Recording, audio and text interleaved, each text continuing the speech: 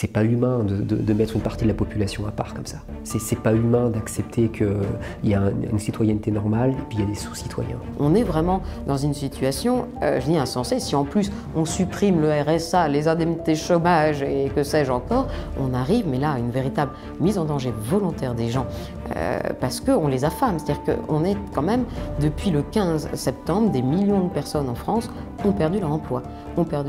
Et ne l'ont pas retrouvé et maintenant ne vont plus bénéficier des minima sociaux. Ce sont des millions de personnes qu'on jette dans la pauvreté, sachant qu'il y a 10 millions de personnes qui sont déjà pauvres en France. C'est quelque chose d'absolument cataclysmique dont on ne se rend pas compte. La société civile, elle est déjà fracturée là. Vous pouvez voir, les gens s'engueulent dans les familles, les enfants avec les parents, les couples, des problèmes dans toutes les sphères, au travail, avec l'école des enfants. Enfin, c'est devenu complètement fou. On est devenu complètement fou.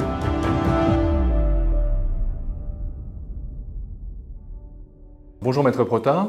Bonsoir. Bonjour Marc Gauthier. Bonsoir. Merci d'avoir accepté notre invitation. Alors Maître Diane Prota, vous êtes avocate au barreau de Paris, spécialiste en droit pénal et aussi en droit des dommages corporels. Et Marc Gauthier, vous êtes juriste en entreprise en droit des affaires. Alors, le projet de loi qui transforme le pass sanitaire en pass vaccinal a été définitivement adopté le 16 janvier par le Parlement. Quels sont finalement les arguments, selon vous, qui pourraient être éventuellement développés dans le cadre d'une saisine du Conseil constitutionnel qui interviendrait pour faire obstacle à la promulgation de la loi éventuellement? Alors, les points qui pourront être soulevés par les parlementaires dans le cadre de cette saisine, selon moi, seront peut-être quand même un peu les mêmes, parce que la grande question est toujours la même, savoir si le législateur a agi de façon proportionnée au but qu'il recherche. Le but qu'il recherche, c'est la protection de la santé publique. C'est comme ça que c'est présenté. On dit que la protection de la santé publique est un objectif à valeur constitutionnelle. Ça veut dire que le législateur est libre de mettre en place des moyens pour atteindre cet objectif.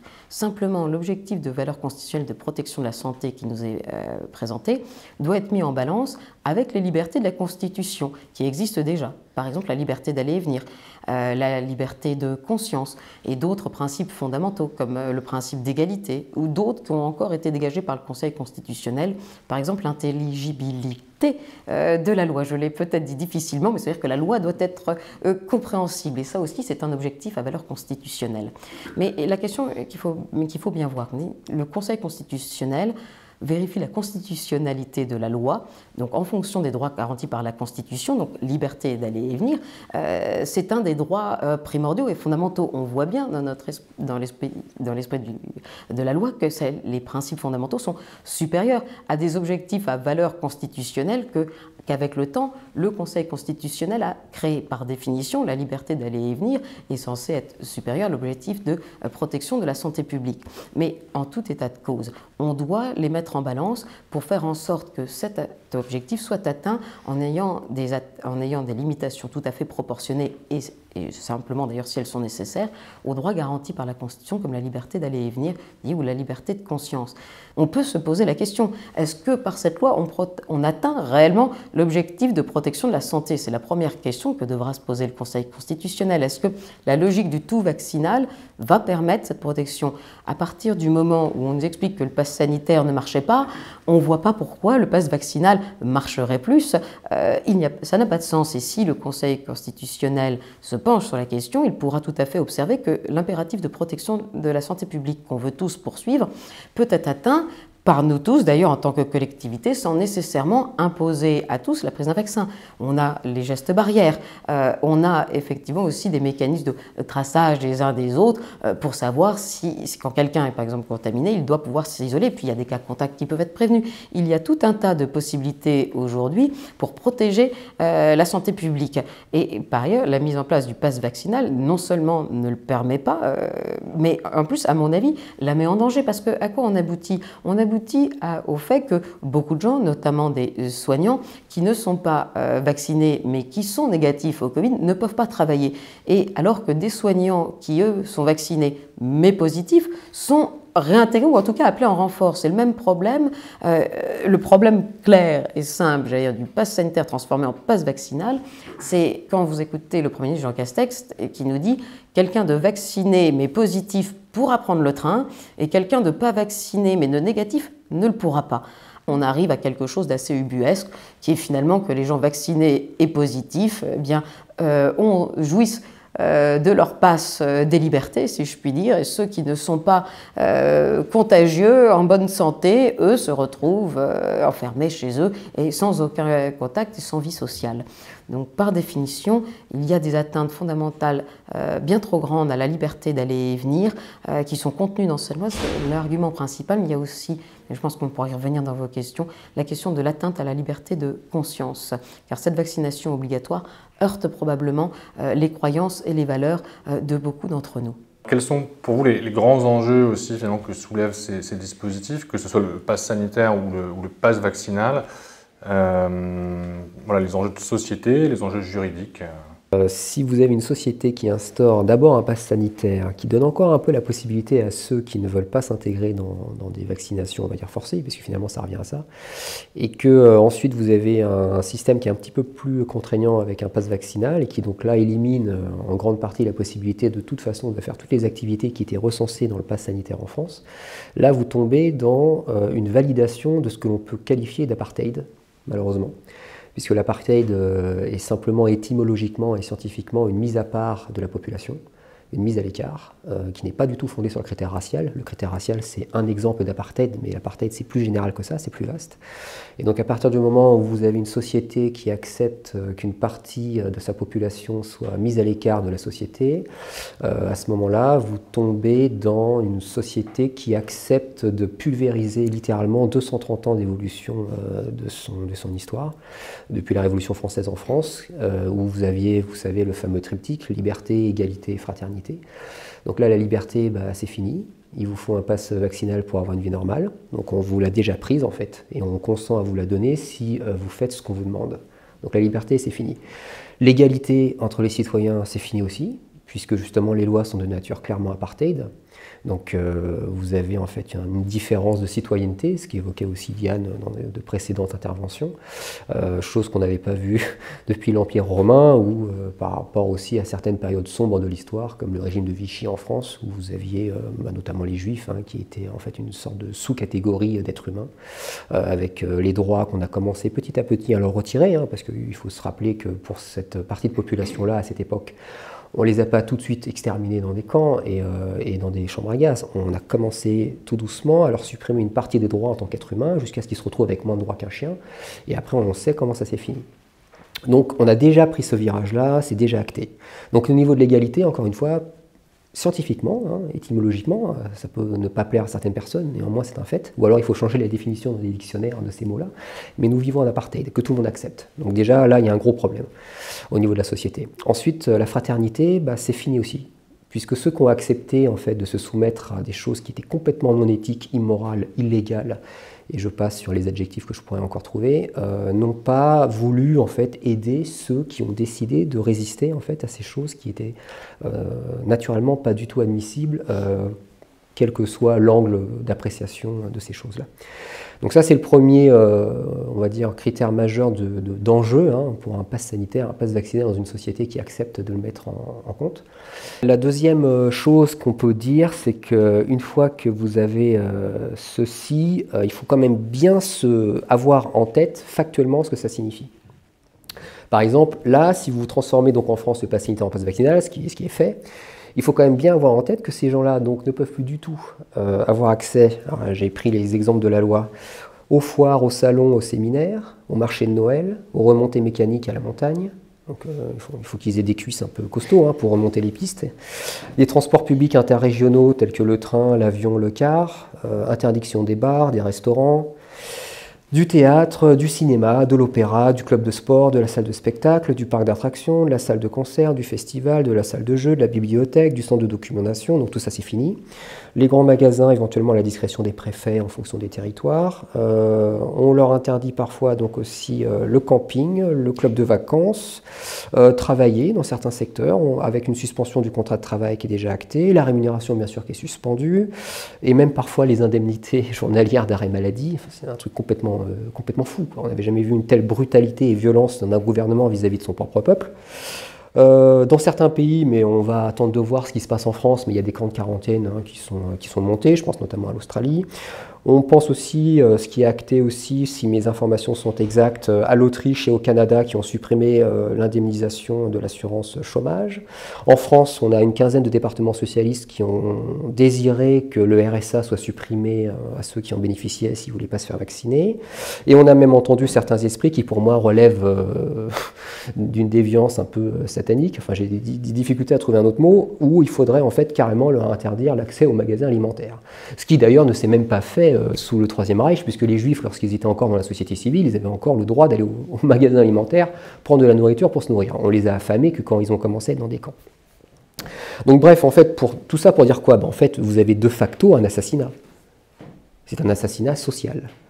Alors certes, c'est peut-être moins violent que physique, mais enfin on arrive quand même à la même philosophie ou idéologie qui sous-tend tout ça, à savoir que vous avez des êtres humains qui veulent que d'autres êtres humains soient réduits à quelque chose de moins noble que des animaux pour lesquels on aurait du dédain et qu'on voudrait laisser du côté de la route, quoi.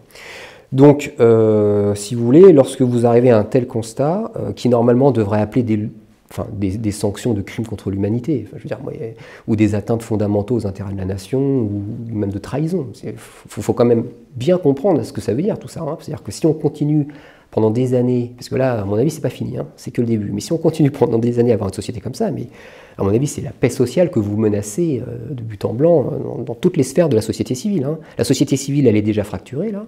Vous pouvez voir, les gens s'engueulent dans les familles, les enfants avec les parents, les couples, des problèmes dans toutes les sphères au travail, avec l'école des enfants. Enfin, c'est devenu complètement fou. On est devenu complètement fou. Ce qui prouve bien que la société, elle était malade profondément bien avant que ça arrive. Et que ça, c'est simplement un révélateur de l'intégralité de ce qui se passe dans cette société. Donc voilà, je m'arrêterai là sur quelques on va dire, constats majeurs et prioritaires de ces enjeux de passe sanitaire et passe vaccinal. Mais franchement, ça fait peur pour l'avenir, quoi.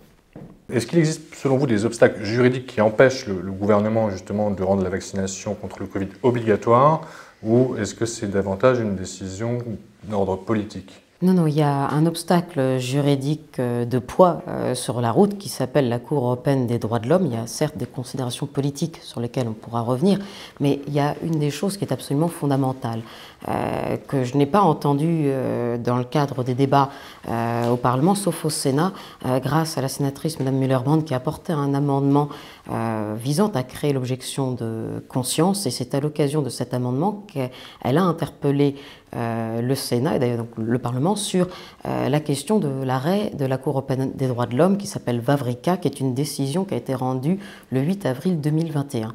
Cette décision qui a été rendue par la Cour européenne des droits de l'homme sur la question de la vaccination obligatoire fixe les conditions dans lesquelles elle peut être légale dans une société démocratique. Alors ça, l'État français est tout à fait au courant, comme d'ailleurs tous les autres États européens, que la norme suprême en Europe, en général en matière de droits fondamentaux, c'est la Convention européenne des droits de l'homme. La Convention européenne des droits de l'homme, elle s'applique dans tous les États membres directement dans leurs droits, et n'importe quel justiciable, vous, moi, Marc, peut aller devant le juge judiciaire et faire valoir une atteinte à la Convention européenne des droits de l'homme. Je vais prendre un peu de temps, je pense que c'est important pour toutes les personnes qui nous écoutent. On a parlé du Conseil constitutionnel. Ce qu'il faut voir, c'est que si le Conseil constitutionnel dit qu'une loi est constitutionnelle, certes, on en prend acte, mais ça ne veut pas dire que le particulier ne peut pas saisir les juridictions en disant que certes, la loi est constitutionnelle, mais elle n'est pas conventionnelle.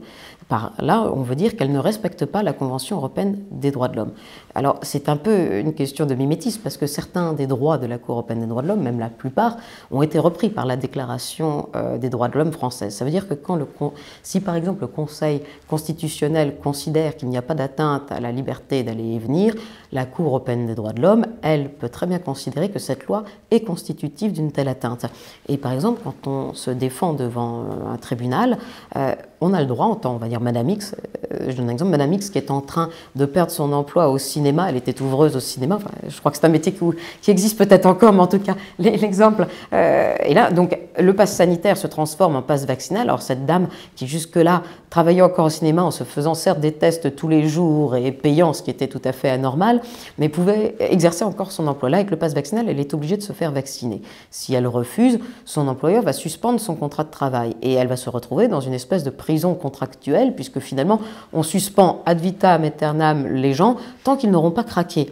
On ne comprend pas ici pourquoi on n'a pas le mécanisme normal du droit du travail, c'est-à-dire la rupture. Il y a des ruptures conventionnelles si on ne s'entend plus, c'est quand même dans les mariages, bon, on peut ne plus être d'accord.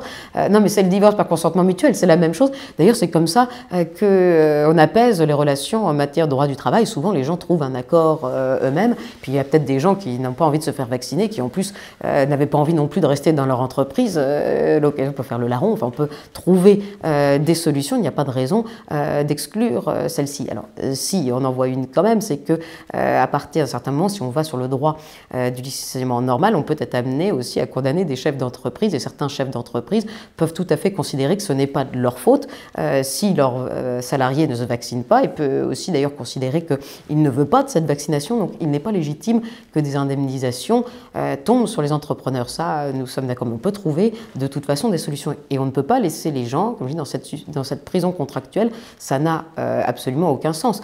D'ailleurs, ça n'existe nulle part dans le droit. On est vraiment dans une situation, je dis insensée. Si en plus on supprime le RSA, les indemnités chômage et que sais-je encore, on arrive, mais là, à une véritable mise en danger volontaire des gens parce qu'on les affame. C'est-à-dire qu'on est quand même, depuis le 15 septembre, des millions de personnes en France ont perdu leur emploi.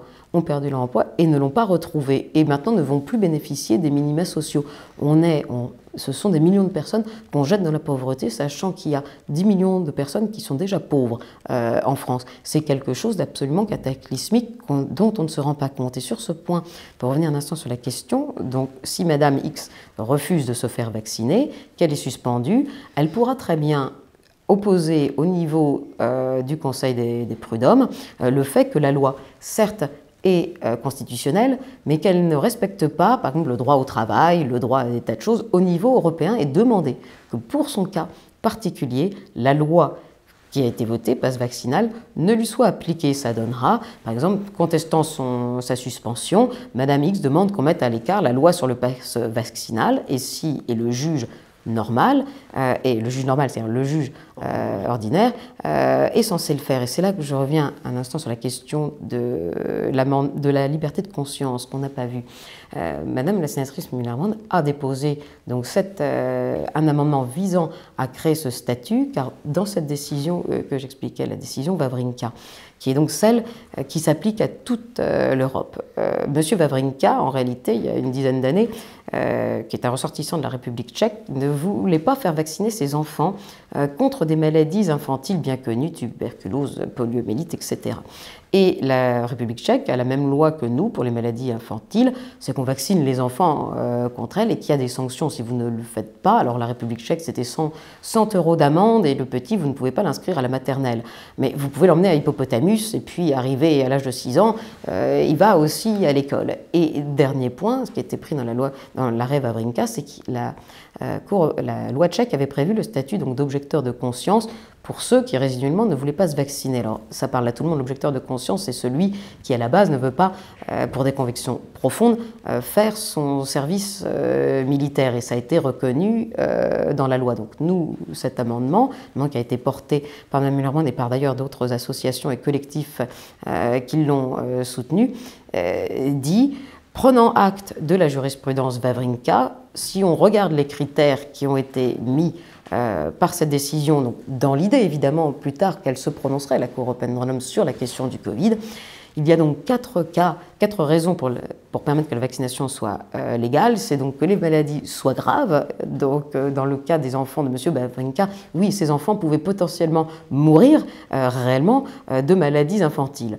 Le deuxième critère qu'a pris la Cour européenne des droits de l'homme, c'est dire que les vaccins étaient sûrs, efficace et ses effets secondaires connus. Évidemment, quand on a rendu la vaccination contre la polio obligatoire, ça était avec des années, des dizaines d'années de recul. Troisièmement, les sanctions. Les sanctions qu'avait pris la République tchèque, comme je l'ai rappelé, 110 € d'amende et pas aller à l'école maternelle, c'est plutôt léger. Et en plus, ça a vocation à ne pas perdurer dans le temps. Donc aujourd'hui, la sanction, si on la regarde, est complètement disproportionnée. On reprend les propos de Marc. On fait disparaître les gens, on les tue socialement, voire on peut en plus les affamer. Donc ça n'a absolument aucune proportionnalité. Et le dernier point, comme je disais, c'est que de toute façon, la loi qui est en train d'être passée n'a pas prévu ce statut d'objecteur de vaccination. Donc cette loi qui a été votée, elle est profondément inconventionnelle. Ça veut dire que, par exemple, Madame X dont on parlait pourrait dire « moi je ne me vaccine pas parce que cette loi est inconventionnelle et en plus elle ne prévoit pas le statut d'objecteur de vaccination ». Et l'objection de vaccination, pour en terminer par là, l'idée que cet amendement porte, et nous espérons qu'il sera porté aussi dans la société civile, c'est une façon de dire qu'il est temps, l'article 2 permet aux gens de résister à l'oppression. C'est un droit imprescriptible et sacré. Ça, c'est l'article 2 de la Déclaration des droits de l'homme, l'article française. L'article 5 dit que la loi, on ne peut être obligé à faire ce que la loi nous impose. On ne peut pas être obligé à faire ce qu'elle ne nous impose pas.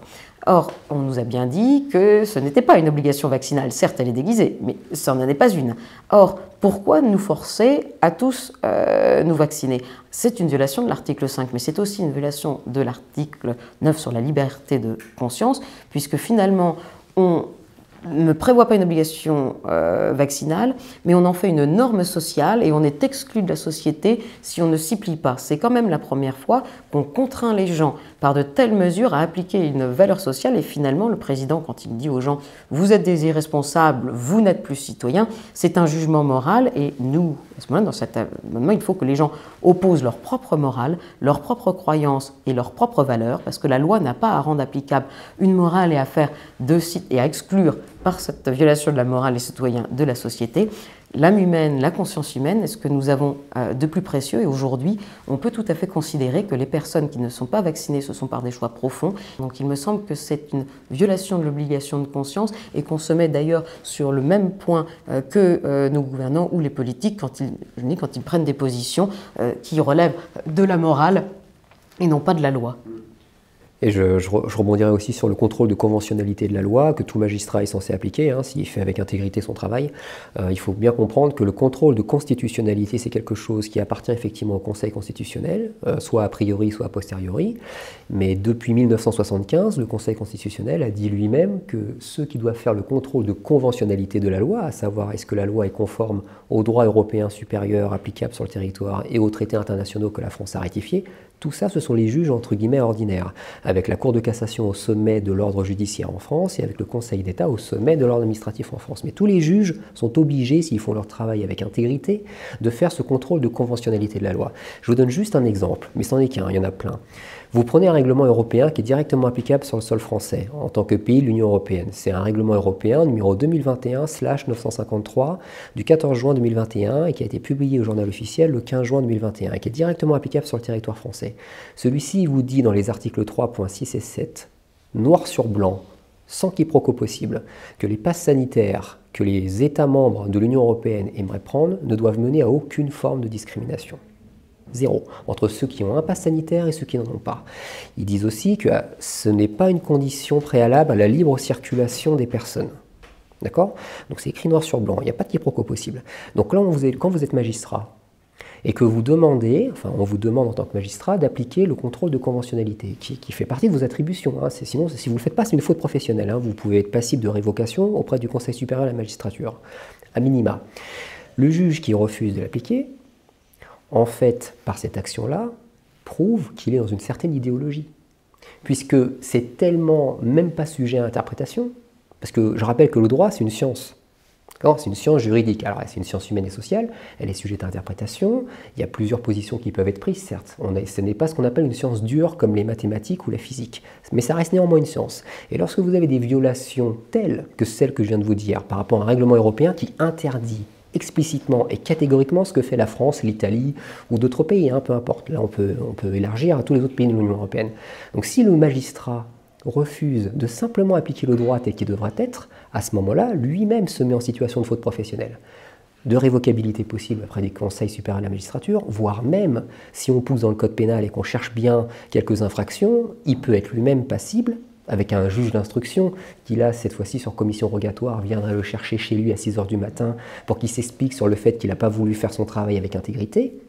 Là, il sera dans cette situation-là. Donc, il faut bien que les gens comprennent ça. Maintenant, on est dans une situation où le pouvoir judiciaire est le dernier rempart, puisque l'exécutif est devenu complètement incontrôlable à faire n'importe quoi avec des propositions de loi par son gouvernement et que le législatif a accepté en se couchant lamentablement parce que la majorité était par rapport au même parti politique que l'exécutif. Maintenant, il reste le pouvoir judiciaire. Mais si les juges, à leur tour, refusent de faire leur travail, et on y reviendra plus tard, mais de respecter l'état de droit, en faisant donc l'application pure et simple de la pyramide de la hiérarchie des normes, on peut se demander, mais quelle va être la prochaine étape? Si le peuple n'est pas protégé par ses gouvernants exécutifs, législatifs et judiciaires, il n'y aura que lui qui pourra se prendre en main.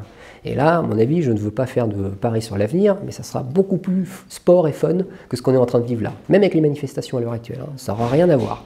Donc on est dans une situation où les magistrats ont fort intérêt à prendre conscience de l'importance de leur travail, à l'heure actuelle, parce que sinon ils risquent de porter sur leur moralité et leur propre conscience la responsabilité de ce qui risque de se passer dans ce pays, dans tous les autres pays qui sont soumis à l'Union européenne comme la France. Et là, je parle uniquement pour le droit européen. Mais si on élargit ça, le Canada, l'Australie, qui ont aussi signé des traités qui sont à l'encontre des lois qu'ils sont aussi en train de prendre chez eux, c'est le même problème pour eux.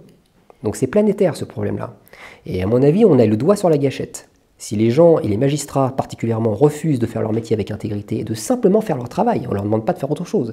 Faites votre travail avec intégrité, appliquez la pyramide de la hiérarchie des normes, faites votre contrôle de conventionnalité. Encore une fois, ça n'a rien à voir avec le contrôle de constitutionnalité, ce sont deux choses différentes. Mais pour tout juriste qui se respecte, et surtout tout magistrat, c'est fondamental. C'est une faute professionnelle de ne pas le faire, j'insiste. Mais il n'y a pas, pour rebondir sur cette idée, parce que si on revient là encore aux questions d'objection de conscience et de résistance à l'oppression, ce que dit Marc, c'est que cette loi va à l'encontre aussi d'autres principes, tels le fait de ne pas discriminer les gens.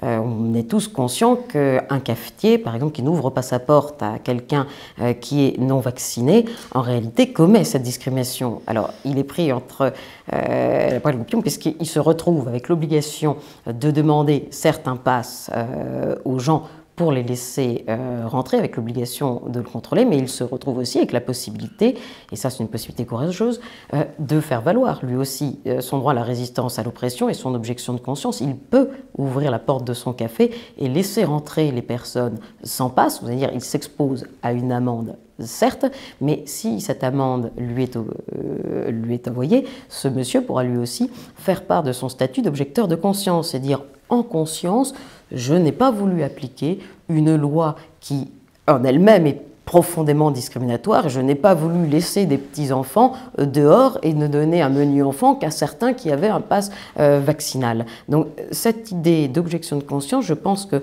dit que le dernier rempart était les magistrats. C'est un rempart, effectivement, qui ne nous a pas beaucoup protégés jusqu'à aujourd'hui, mais il ne faut pas désespérer, parce que le Conseil d'État semble avoir fait quelques avancées récentes, mais néanmoins le rempart qui reste, c'est nous-mêmes, et c'est la société civile. L'objection de conscience est aussi vieux que la créature, d'ailleurs aussi vieux qu'est l'être humain, et c'est la même idée que la désobéissance civile qui résulte et qui se fonde sur des textes qui sont supérieurs, comme on l'a dit, la liberté de conscience au niveau européen, le fait qu'on n'est pas obligé de faire ce que la loi ne nous oblige pas à faire, le fait qu'on peut résister à l'application de textes profondément choquants et discriminants. Et c'est une idée réellement qu'on souhaite porter dans la société, qu'on souhaite permettre aux justiciables d'opposer dans chacune de leurs procédures, comme je l'ai expliqué avec l'exemple de la dame qui serait ouvreuse au cinéma, mais je pense qu'en plus des remparts juridiques qui doivent finalement quand même finir par marcher, parce que ça devient assez hallucinant effectivement que des magistrats n'appliquent pas des textes européens. C'est clair, il est écrit qu'il ne faut pas discriminer entre vaccinés et non vaccinés. Si vous empêchez les gens non vaccinés d'aller partout, ils peuvent prendre l'avion ou autre, évidemment qu'on les discrimine. Donc, ouais. Et je rajouterais aussi, excuse-moi de te couper, que cette situation-là qu'on a décrite ensemble, c'est même valable en situation d'état d'urgence sanitaire. Il faut bien que les gens comprennent ça aussi. Hein. Ce n'est pas parce qu'on est en situation d'état d'urgence sanitaire qu'on peut se permettre en fait, de faire n'importe quoi et de ne pas appliquer la pyramide de hiérarchie des normes. Il en aurait été plutôt différemment, éventuellement, si le président avait activé la Constitution directement avec un article 16. Là, on aurait pu discuter, puisqu'en activant l'article 16 de la Constitution, il se permettait de passer au-delà des traités internationaux et des conventions, et à ce moment-là, juridiquement, ça aurait pu se discuter. Mais ce n'est pas le cas. On n'est pas du tout là-dedans. Parce que l'état d'urgence sanitaire a été prise par une simple loi.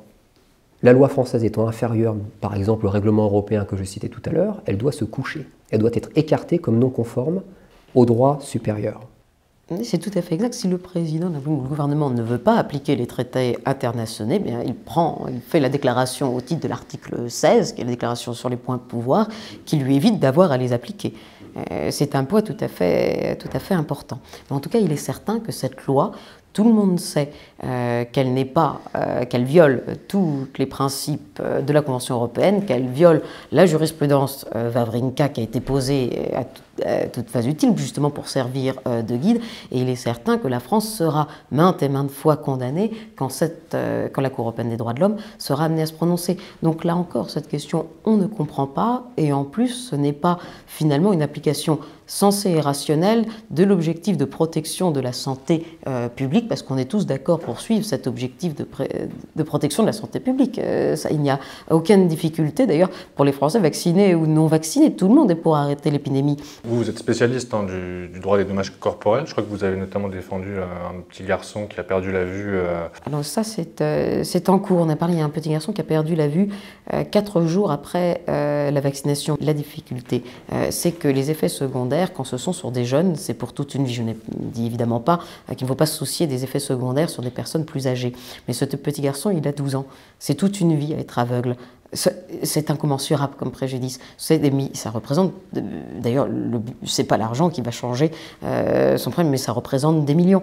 Et ce qu'il faut savoir, c'est que l'ONIAM, qui est l'organisme qui est normalement en charge de prendre en charge justement les aléas thérapeutiques, on l'a désigné pour prendre en charge les effets indésirables de la vaccination, mais la LPLF de cette année n'a pas voté de budget. Alors, si vous n'avez pas de budget, je ne vois pas comment vous allez indemniser les gens. Et d'ailleurs, on va vers un système où les dommages et intérêts vont probablement être limités, parce qu'on l'a vu, c'est la Thaïlande, par exemple, limite à 10 000 € les dommages et intérêts. Singapour aussi a prévu de limiter le montant de dommages et intérêts. L'Australie, on en parle également. Et c'est vraiment quelque chose qui va se faire. C'est pour ça qu'il est très important, par exemple, dans le cas du petit que vous évoquez, mais aussi avec tous mes confrères qui sont dans notre collectif et qui défendent les effets des personnes victimes d'effets secondaires, il faut attaquer les laboratoires pharmaceutiques qui produisent ces médicaments, parce qu'en réalité, contrairement à ce qu'on entend, il n'y a aucune raison de ne pas le faire. L'ONIAM, c'est la prise en compte par la solidarité nationale d'un aléa thérapeutique. C'est normal. Quand l'un d'entre nous, c'est un principe là, de solidarité et de fraternité, est victime d'un aléa thérapeutique, d'une infection nosocomiale, il n'a rien demandé, il n'a rien pu y faire. Nous tous sommes solidaires et nous l'indemnisons par le biais de la solidarité nationale. Mais là, personne n'a demandé à être vacciner toute la France. Il y a des gens qui gagnent de l'argent pour ça, et ce n'est pas le quidam moyen, ce n'est pas moi, ce n'est pas vous, et il n'y a aucune raison que les personnes victimes d'effets secondaires indésirables ne puissent pas saisir la justice contre les laboratoires. Et j'ajoute encore une chose, parce qu'on nous parle beaucoup de contrats qui ont été signés entre la Commission européenne et puis les laboratoires pharmaceutiques. Mais un contrat, il n'est valable qu'entre personnes, il ne crée des obligations qu'entre les personnes qui les ont signés. Un contrat n'est par définition pas opposable au tiers, ce qu'on appelle. Donc moi, que la Commission européenne ait signé ce qu'elle veut avec Pfizer, ça ne change pas le problème vis-à-vis des gens qui ont subi des effets secondaires. Ils peuvent tout à fait rechercher la responsabilité des laboratoires, et ça sera au laboratoire d'expliquer pourquoi ils ne seraient pas responsables.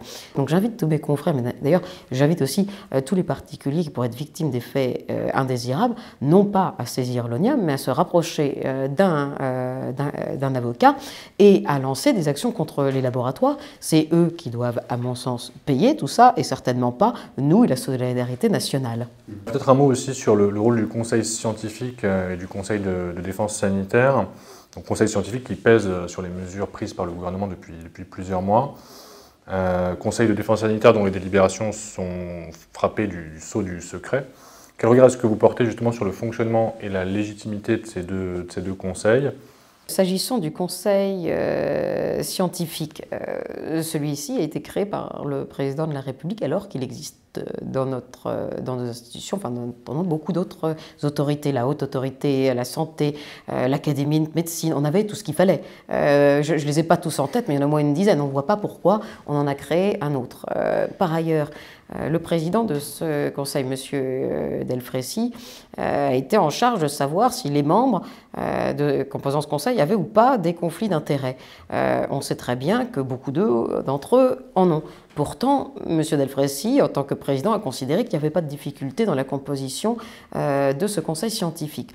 Mais c'est un conseil qui n'a pas de légitimité scientifique réelle, pas du fait des diplômes lui-même, mais du fait des conflits d'intérêts.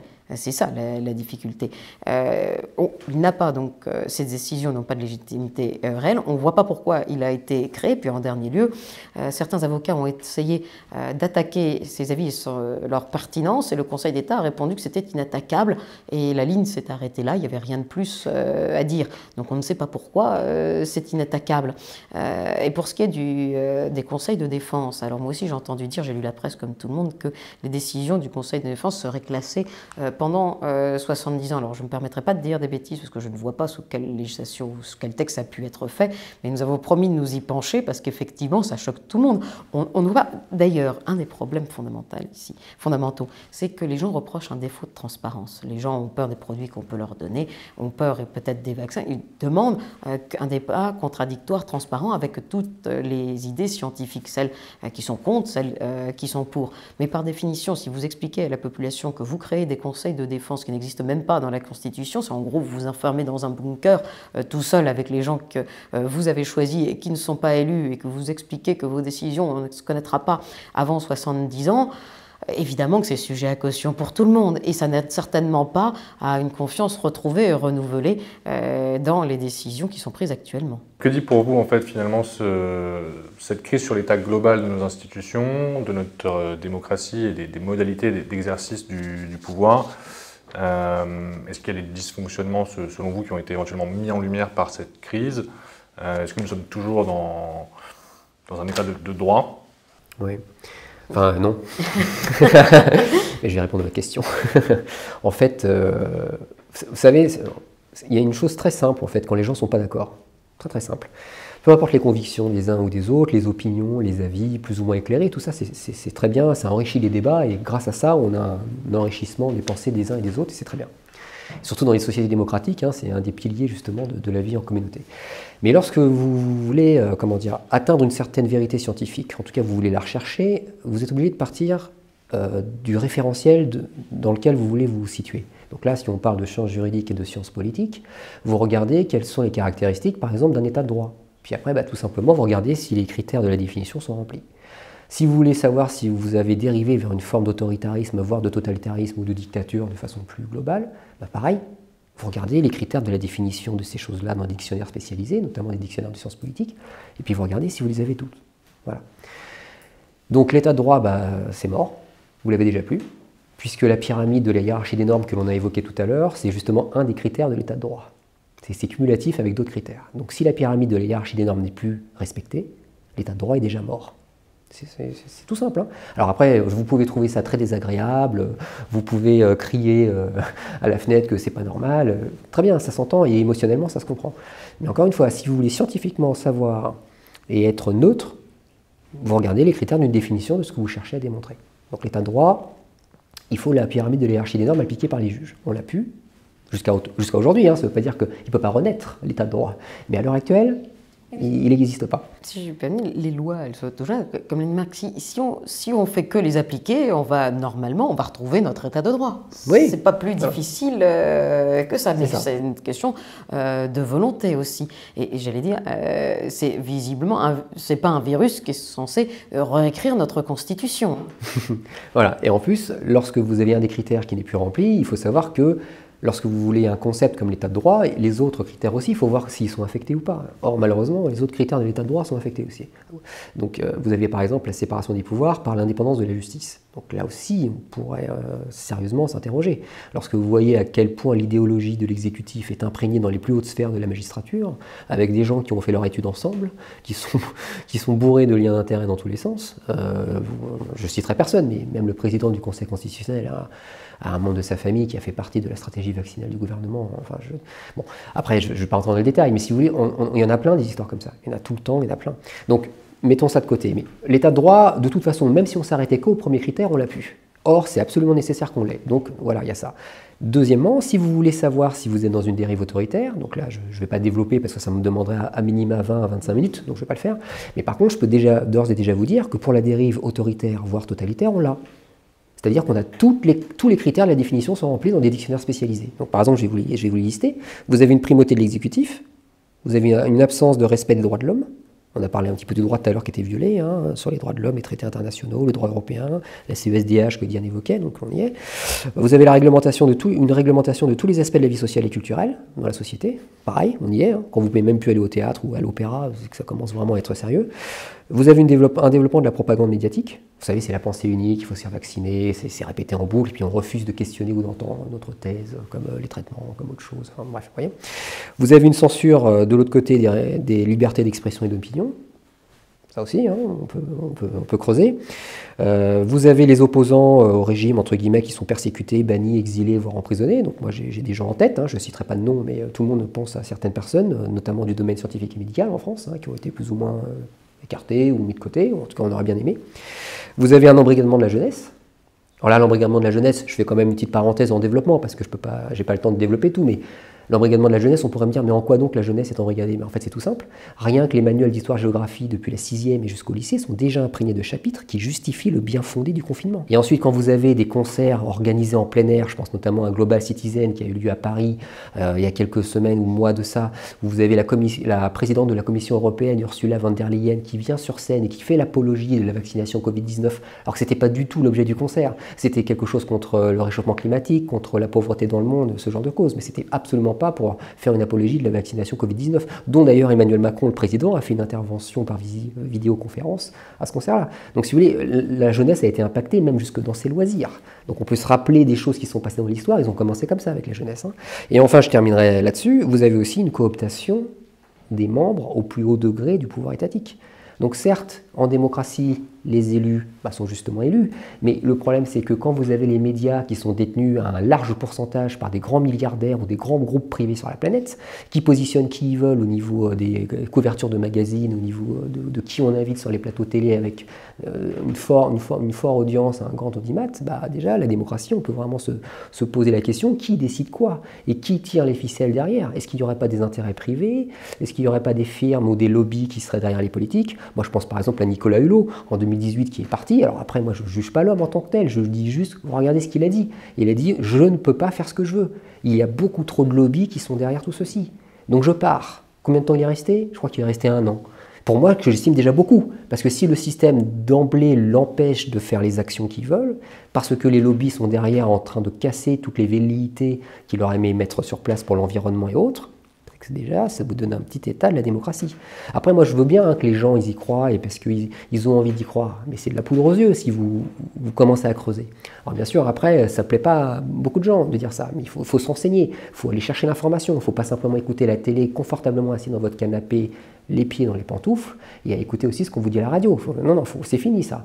Il faut commencer à avoir un esprit critique un petit peu développé. Quand vous êtes adulte, c'est ce qu'on apprend aux enfants d'ailleurs quand ils sont petits. On leur apprend leur esprit critique. Donc là, la démocratie dans les pays occidentaux et ailleurs, il faudra quand même commencer à se poser des questions. Donc j'en reviens à ce que je disais. vous êtes en fait dans des situations de définition où vous avez tous les critères. Donc après, la question, vous vous dites, peu importe ce que vous, à titre personnel, vous en pensez, si vous avez tous les critères et que vous êtes scientifique, vous êtes obligé de l'acter.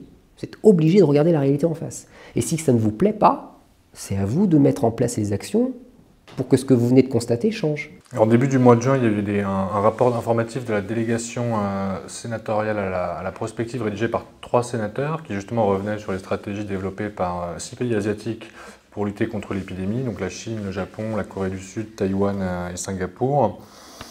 Alors, les auteurs du rapport recommandaient notamment de se mettre en capacité technique et juridique de collecter des données personnelles rapidement si jamais les circonstances l'exigeaient et regrettaient l'intransigeance de la CNIL en France à cet égard. Alors, qu'est-ce que ça vous inspire?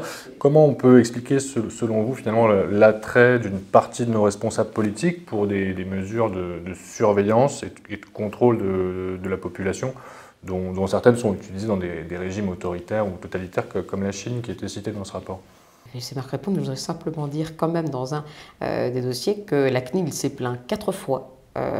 Et ça a été dans les journaux, ça a été dit au Conseil d'État qu'on lui donnait aucune mesure sur le pass sanitaire, et qu'il n'avait donc absolument aucun moyen de se prononcer. Il y avait d'ailleurs le défenseur des droits aussi qui l'a dit aux audiences, mais a priori, dire du mal de la CNIL, à mon avis, c'est plutôt la CNIL qui, elle, a envie de faire son travail, dans ce qu'on nous en dit, mais bon.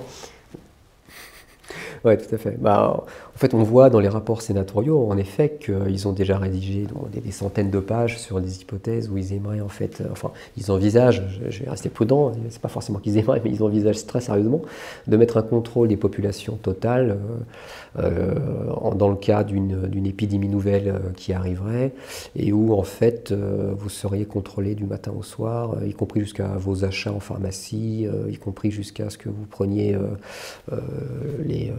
vous passiez les portiques dans les transports en commun, où on vous saisit votre...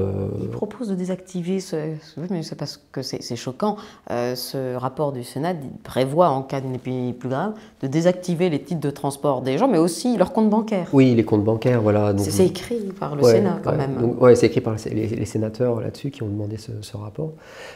Et en fait, là, vous vous apercevez qu'en fait, vous tombez dans une...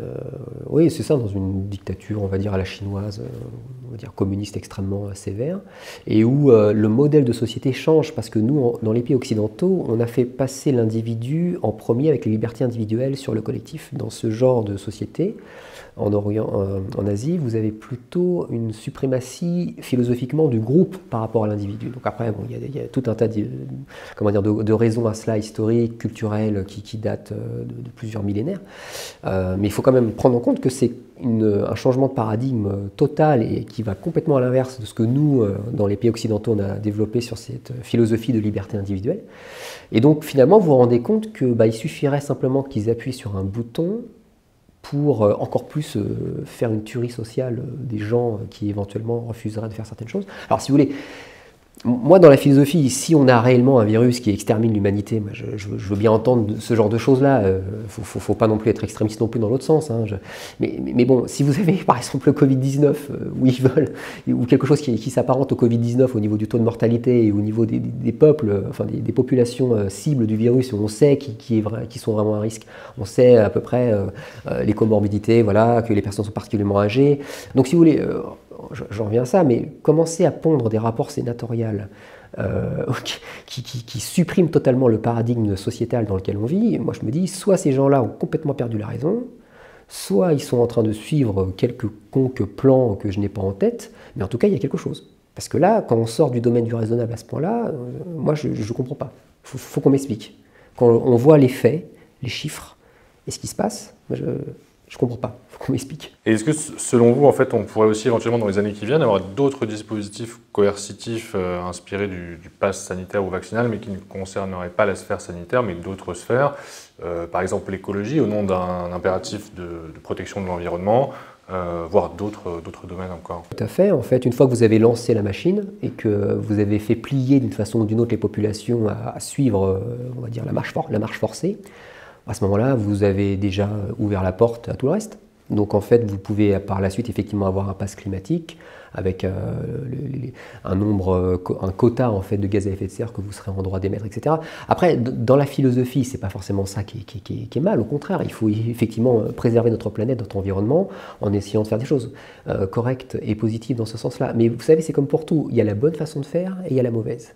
Et lorsque vous avez commencé à vriller vers la mauvaise, alors déjà non seulement pour avoir l'accord des gens et le consentement, ça commence à être compliqué, mais en plus vous allez avoir quelque chose qui va être certainement contre-productif et qui va amener des périls et des problèmes, des catastrophes pires que ce que vous voulez éviter.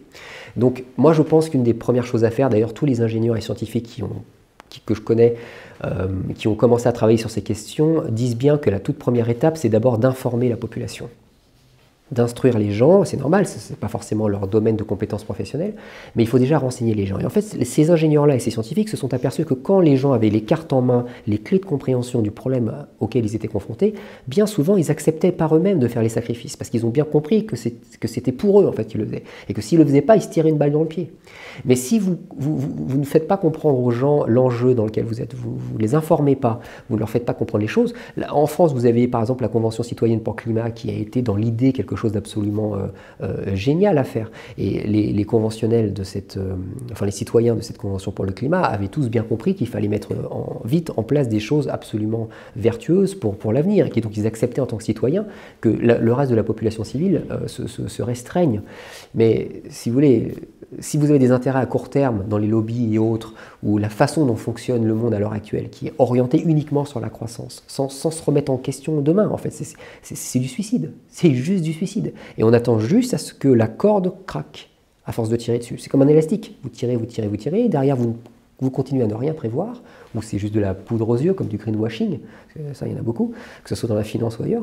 Mais une fois que l'élastique est étiré à la limite de la rupture, si jamais il pète, parce que mathématiquement il pètera, vous vous retrouvez sans rien et vous avez perdu des décennies à ne pas mettre en place quelque chose qui aurait été pour la pérennité de vos enfants. Et, il y a quand même quelque chose dans le mécanisme du pass où il y a peut-être des choses un peu différentes de marque dessus. D'abord, ça s'appelle le Green Pass au niveau européen. Alors, on peut se douter que c'est pas forcément lié à la santé et puis que ça a vocation à perdurer.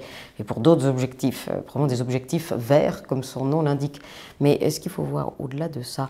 Je suis d'accord de dire que par certains mécanismes, on peut protéger notre planète si c'est fait intelligemment, tout à fait. Mais le mécanisme du pass, c'est la fin de la justice étatique. C'est le problème le plus important. Moi, je suis contre tout type de mécanisme de passe parce que ça revient quand on a un mauvais comportement. Donc, ce n'est pas forcément, comme on a dit, la violation d'une obligation légale, puisque la violation de l'obligation de vaccination n'est pas possible, puisque ce n'est pas une obligation. Donc, à chaque fois, c'est pour sanctionner des comportements qui seraient soi-disant déviants ou immoraux, mais comme ce n'est pas une violation de la loi, le juge ne peut pas intervenir, ne peut pas venir dire non, ça, ce monsieur est coupable, il n'est pas coupable, ce monsieur doit être puni, pas trop, un peu ou beaucoup, mais le juge n'intervient plus puisqu'on ne contrôle plus la loi par ces mécanismes-là, on contrôle, comme dit le Crédit social, le comportement des gens et on les efface et on appuie sur un bouton.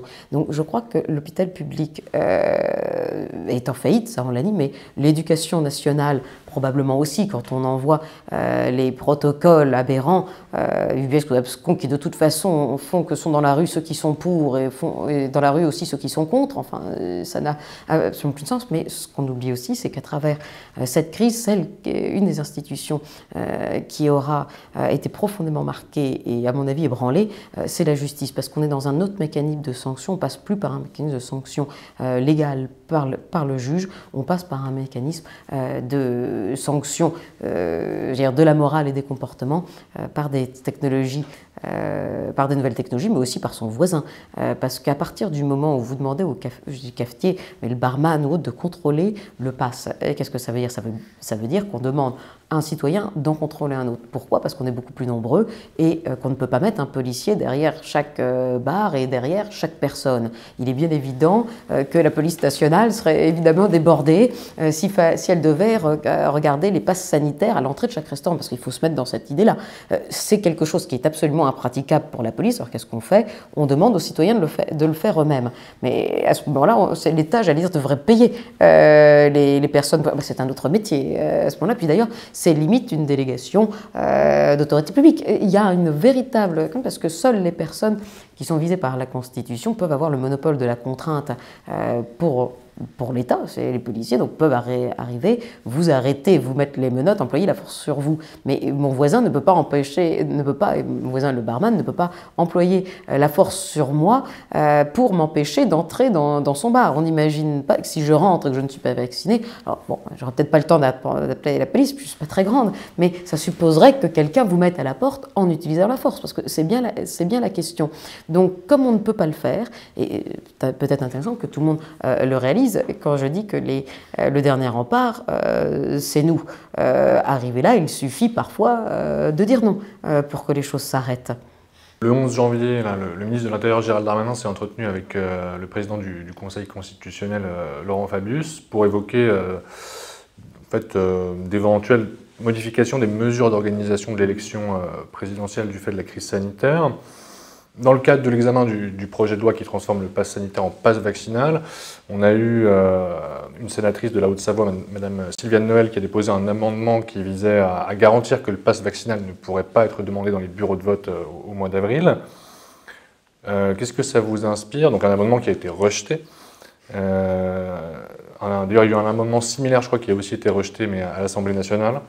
Est-ce qu'il est envisageable pour vous que sur le plan du droit, qu'un pass vaccinal puisse éventuellement être exigé pour accéder à un bureau de vote en cas de détérioration de la situation sanitaire?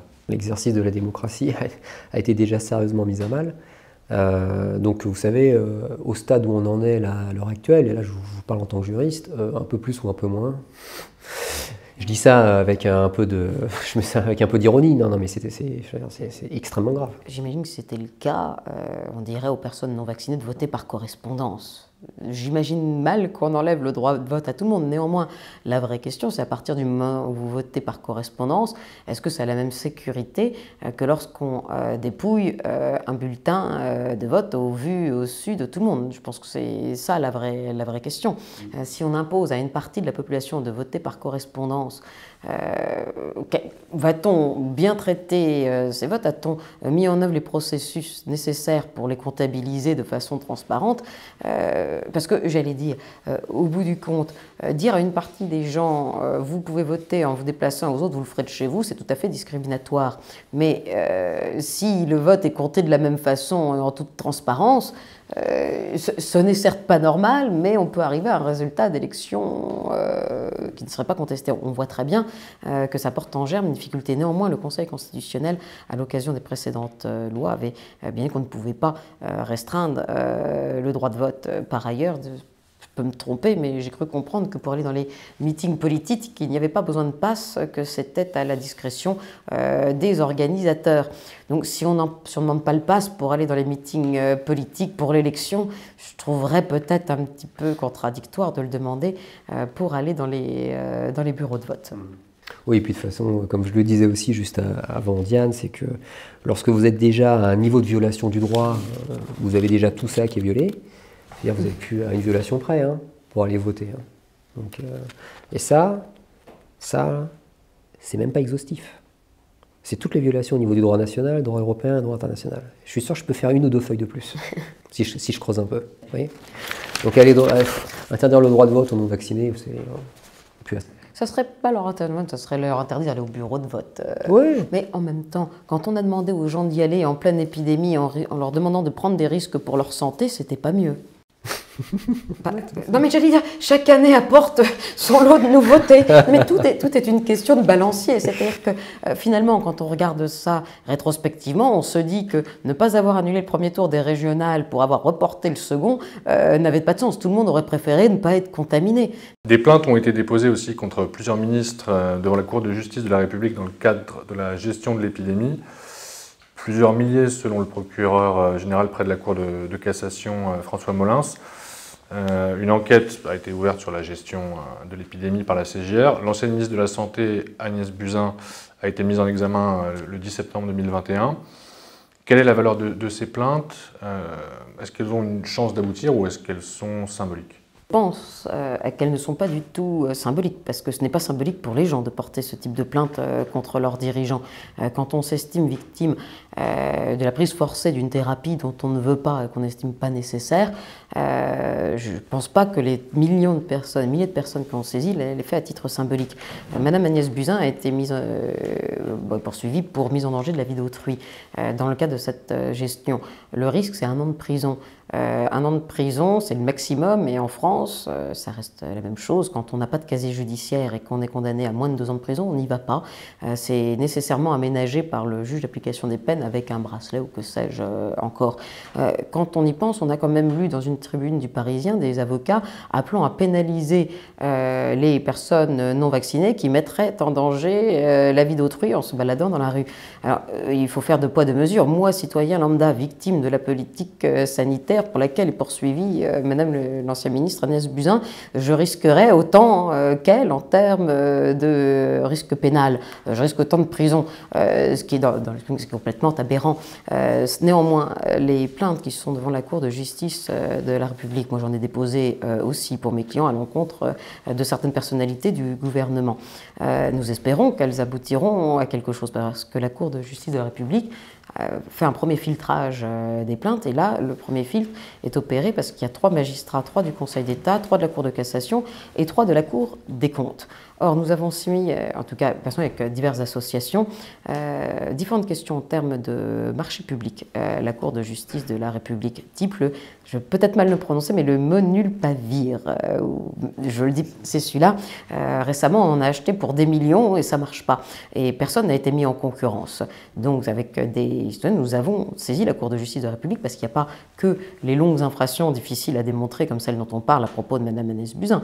Quand un ministre conclut des marchés publics au détriment des Français sur l'argent public qu'on perd, ça, c'est une infraction aussi. Donc, j'ose espérer que, par exemple, sur ce type de détournement, la Cour de justice de la République, qui est aussi composée de 3 magistrats de la Cour des comptes, va s'y pencher. On parle de réelle infraction, donc il n'y a pas de raison que ça n'aboutisse pas. Par contre, le temps est notre ennemi, parce que, comme tout, si ça aboutit dans des années, des personnes qui, aujourd'hui, ne voudraient pas se faire vacciner, ne pourront pas, elles ne s'intéressent pas à savoir ce qui se passera dans 3 ans.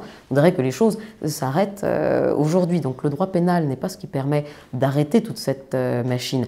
Mais par contre, le droit pénal est extrêmement important, parce qu'à la sortie de tout ça, il y aura des comptes à rendre, et si ces plaintes n'ont pas été déposées, les personnes qui sont responsables ne seront jamais jugées. Peut-être un mot aussi sur le collectif auquel vous appartenez tous les deux, le collectif Les 300. C'est un collectif d'avocats et de juristes qui s'est levé fièrement et puis qui grossit avec le temps pour défendre les libertés individuelles dans ce pays. Et puis on a des liens avec aussi un peu l'international.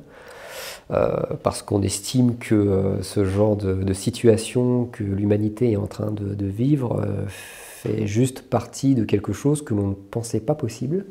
Et donc vous avez les avocats étant par symbole les gardiens de la liberté ou des libertés individuelles. Et donc on a estimé que c'était nécessaire de commencer à créer un collectif de gens particulièrement investis dans cette cause que l'on estime noble et qui était nécessaire, puisqu'il faut se battre lorsque vous avez des choses complètement anormales qui sont en train d'être mises sur pied.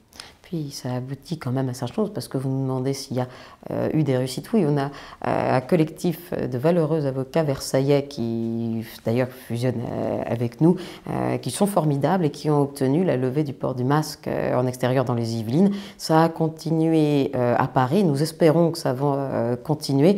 Je les salue et on les félicite, et nous sommes heureux d'être tous ensemble. Je pense qu'en se regroupant tous ensemble et en étant nombreux, nous aurons plus de chances de parvenir à des victoires comme celles qu'ont obtenues nos valeureux avocats de Versailles. Pour conclure sur une note un petit peu plus optimiste, est-ce que vous tirez aussi des enseignements positifs de cette crise? Comment est-ce qu'on peut en tirer finalement le meilleur parti selon vous? Je dirais que toute crise de toute façon sert, on va dire, son évolution individuelle aussi bien que collective.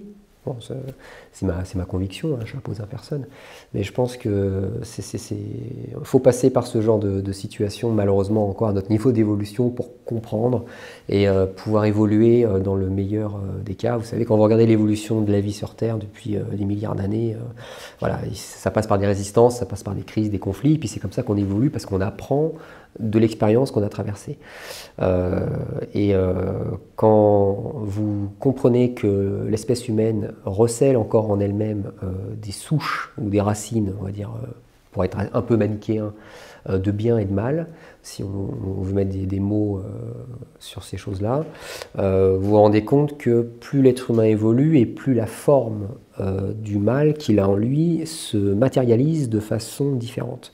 Par exemple, aujourd'hui, on verrait d'un sale œil que le Troisième Reich revienne et fasse exactement ce qu'il a fait il y a plusieurs décennies. Par contre, les gens ne comprennent pas encore, je pense, ou en tout cas pas suffisamment, certains l'ont compris, mais que vu que l'on a évolué, les formes du mal évoluent également. Et tout à l'heure, je parlais d'assassinat social. Pour moi, c'est une nouvelle forme du mal, mais c'est toujours le mal. Et donc le fait que ça prenne des formes c'est moins franc du collier, vous savez, c'est plus sournois, c'est plus vicieux, ça passe par derrière, mais au final, les gens doivent être beaucoup plus vigilants pour repérer que c'est le mal. Et donc pour repérer les forces et le bien que chacun doit avoir pour se battre contre ça, et pas accepter. Et en fait, ça paraît, quand vous y réfléchissez 5 à 10 secondes, ça paraît évident. C'est pas humain de mettre une partie de la population à part comme ça. C'est pas humain d'accepter qu'il y a une citoyenneté normale et puis il y a des sous-citoyens. C'est pas humain d'entendre des mots dans les médias qu'on va leur interdire l'accès aux magasins alimentaires. Enfin, je veux dire, je pourrais continuer comme ça la liste, ça ressemblera à une liste de supermarchés. Mais... Donc c'est facile en fait de reconnaître que c'est pas le bien et que c'est le mal. Sauf que, vu qu'on a l'habitude dans nos dogmes mentaux et dans notre histoire de voir le mal sous une certaine forme, on n'y prend pas garde et on se fait avoir. Mais c'est normal, parce que tant que dans la conscience des hommes, il y aura encore ces souches qui méritent d'être expulsées, elles se matérialiseront différemment dans notre vie matérielle de tous les jours. Il faut juste prendre garde à ça. Et je finirai avec cette chose-là. Une des énergies, justement, du mal, qui arrive de façon... Encore une fois, c'est très manichéen, hein, mais je fais exprès de parler comme ça pour prendre des symboles que tout le monde peut facilement comprendre. Mais une des énergies qu'il faut absolument comprendre, qu'il ne faut pas se laisser avoir par elle, c'est la peur. La peur est l'énergie la plus néfaste et négative qui soit. Ça peut même être simplement la peur de ne pas obtenir ce que vous désirez. Toute forme de peur. Quand vous avez compris ça, alors à ce moment-là, et que vous avez fait une sorte d'introspection personnelle, vous pouvez vous battre jusqu'à la fin, même si vous savez que vous allez y passer. Vous voyez ? Parce que quand vous savez que votre combat il est juste, il est noble, il est humain, il est digne, il est moral, peu importe à la rigueur, vous perdez. Parce que vous savez au fond de vous que vous avez gagné cette sérénité, on va dire du guerrier, de, même à genoux, mourir dignement et de ne rien avoir à regretter. Et je terminerai aussi avec cette phrase-là, mais je la dirai en anglais. As I walk through the valley of the shadow of death, I will fear no evil, because thou art with me. Pas évident de reprendre après ça. Moi, je dirais quand même que finalement, ce qu'il y a de positif dans cette crise, c'est que ça a révélé à chacun d'entre nous le monde qui allait venir. Il y a une phrase, puisque chacun cite quelque chose, Chateaubriand, c'est de dire « Il n'est pas nécessaire d'aimer le monde qui vient pour le voir venir ». Je pense que si il n'y avait pas eu cette crise du coronavirus, beaucoup d'entre nous ne se seront pas rendus compte de ce quoi on faisait face et on se serait retrouvés, j'ai des esclaves numériques dans les quelques années qui arrivent, sans n'avoir rien pu faire. Alors qu'aujourd'hui, on a quand même la possibilité de refuser ce monde qui vient et qu'on n'a pas envie de voir venir pour certains, que nous sommes des millions pour le faire et que ça suscite quand même beaucoup d'espoir. Je rajouterais aussi que ça fait penser à une citation que disait Albert Einstein. Il disait que le monde ne sera pas détruit par ceux qui font le mal, mais par ceux qui les regardent sans rien faire. Et pour moi, là, si vous voulez, je ne peux m'empêcher de penser à faire le parallèle avec ce que je suis en train de constater parmi mes propres semblables. Il y a beaucoup de choses qui sont totalement inacceptables. Dès le départ, il fallait dire non. Dès le départ. On a dit oui, on a cru, on a eu des promesses. Et finalement, on s'est fait mettre la corde au cou. Et en fait, on s'est fait zombifier. C'est de la zombification, parce qu'on vous a vidé de votre substance vitale, qui était la liberté, qui fait naturellement partie en tant qu'attribut de l'être humain. Et donc les peuples doivent d'abord prendre conscience, c'est la première des clés de ce qui est en train de se passer. Sinon, ce processus de zombification sera encore plus massif, intense et à l'œuvre. amenant même à une forme d'esclavage de l'esprit, forme d'esclavage encore plus perverse, que les peuples croiront justement qu'ils sont libres. Merci beaucoup à tous les deux. Merci.